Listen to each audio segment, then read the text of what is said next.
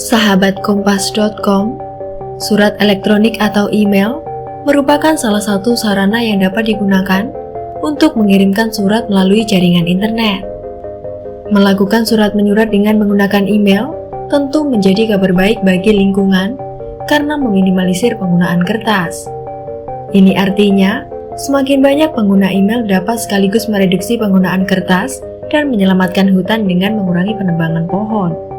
Namun langkah mengganti surat menyurat dengan media elektronik rupanya tak serta-merta dapat menyelamatkan lingkungan.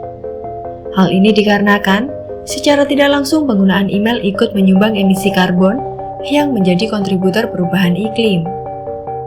Seperti diketahui, emisi gas berlebih turut menyebabkan pemanasan global. Lantas, bagaimana email bisa menyumbang emisi karbon dan berdampak pada perubahan iklim?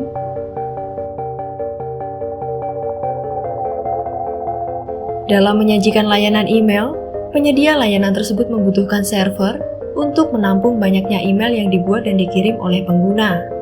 Server ini terdiri dari mesin pusat data yang menggunakan listrik dalam jumlah besar. Sementara itu, penggunaan listrik saat ini sebagian besar masih mengandalkan sumber energi tak terbarukan seperti batu bara. Semakin besar energi listrik yang digunakan, maka emisi karbon yang dihasilkan dari pembakaran fosil pada pembangkit listrik juga akan semakin banyak. Penggunaan listrik di data center inilah yang menyumbangkan limbah karbon footprint atau jejak karbon. Di sisi lain, apabila pusat data mencapai batas maksimal, perusahaan akan menambah server yang juga akan menambah konsumsi listrik. Di Amerika Serikat, data center sendiri bertanggung jawab atas 2% penggunaan listrik negara.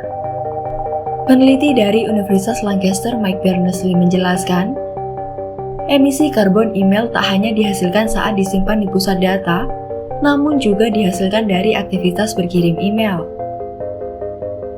Menurutnya, mengirim satu email berisi teks tanpa lampiran apapun diperkirakan dapat menyumbang sekitar 4 gram emisi karbon. Sementara email yang disertai dengan lampiran seperti foto dapat menghasilkan 50 gram emisi karbon. Hal tersebut juga berlaku pada email spam. Meski jumlahnya sedikit, email spam turut berpartisipasi menghasilkan emisi karbon sebesar 0,3 gram.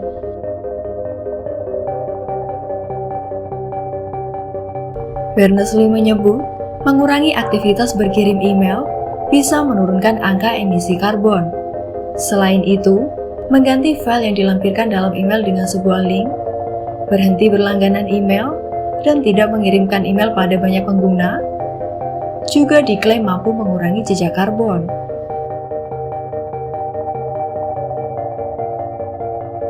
Menghapus email juga diklaim menjadi salah satu upaya sederhana untuk mengurangi jumlah emisi karbon.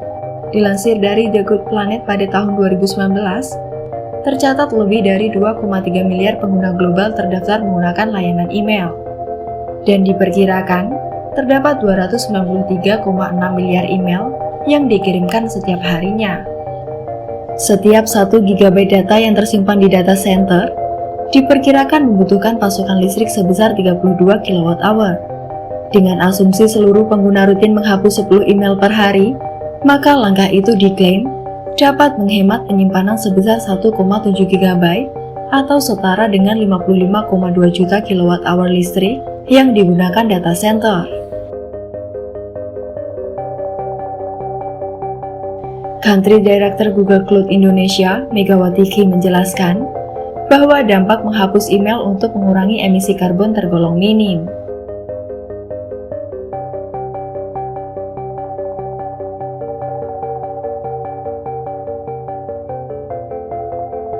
Hingga saat ini Megawati mengaku bahwa Google sebagai pemilik layanan email yang dikenal sebagai Gmail terus menambah jumlah komputasi. Penambahan jumlah komputasi ini tak terelakkan, mengingat tingginya peningkatan aktivitas online, terlebih dalam 2 tahun terakhir semenjak pandemi.